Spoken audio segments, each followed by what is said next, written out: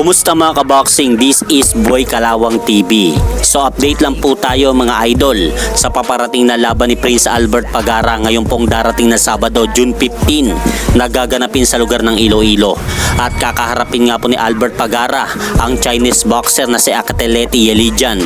At ito nga po mga idol, ang unang pagbabalik ni Albert Pagara sa ibabaw ng lona sa professional boxing. Dahil kung matatandaan nyo nga po mga idol, kamakailang ulit nga pong nakansila mga laban ni Albert Pagara sa ibang bansa.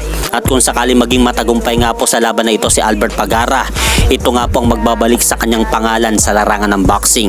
At nakataya nga po para sa magaganap na laban ni Pagara at Yelijan ang bakanting IBF Asia Lightweight title. Samantalang mapapalaban din po ang isa pa nating Pinoy na boksingero sa araw na June 15 at linggo naman po mapapanood ng live oras dito sa Pilipinas na si Mark Magnifico Magsayo kontra naman po dito kay Eduardo Ramirez ng Mexico. At ito nga pong laban nila Magsayo at Ramirez ay magsisilbing 10 round schedule fight sa super featherweight division. Kaya abangan nga po natin mga idol ang dalawa nating Pilipinong kababayan na boksingero na mapapalaban sa araw na yan.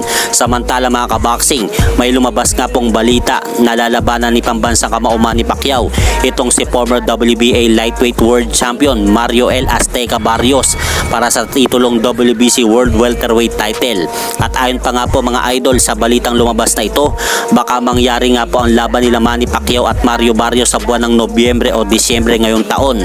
At kinumpirma na rin po yan ng ating pambansa kamauman ni Pacquiao noong pumunta nga po ito sa bansang Japan kung saan magkakaroon nga po siya ng isang exhibition match laban dito kontra kay Japanese mixed martial arts Chichiro Suzuki ngayong darating na July 28 sa Saitama Arena. At hanggang dito na lang po muna ang aking update sa mga aganapan sa mundo ng boxing. At syempre mga idol, pakisuportahan nyo naman po muna ang aking munting channel. Maraming salamat po.